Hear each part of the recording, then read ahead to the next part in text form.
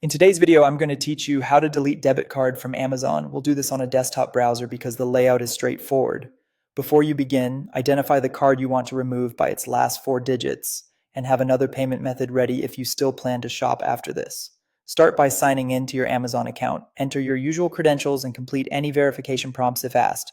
Once you're on the home page, move your mouse to the top right and hover over Account and List to open the drop-down menu. Click your account to open your account dashboard.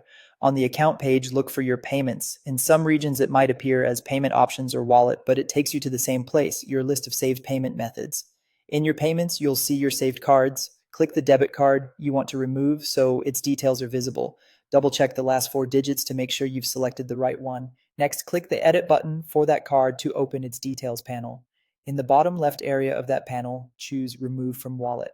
Amazon may display a confirmation prompt to ensure you want to proceed. Confirm the removal. After a moment, the card will disappear from your wallet and will no longer be available at checkout. A few helpful notes as you do this. If you don't see the remove option, the card is probably set as a default for one-click purchases, subscriptions, or an active order. In that case, switch those to another payment method first, then return to remove the card. If you shop on multiple Amazon country sites, remember that payment methods are managed per region, so repeat these steps on the specific site where the card was saved.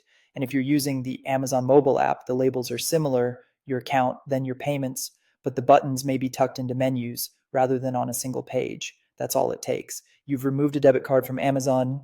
If you need to add a new card later, you can do it from the same Your Payments page. It's also a good idea to review your saved payment methods from time to time to keep them current and reduce clutter. When you're finished, especially if you're on a shared computer, sign out to keep your account secure.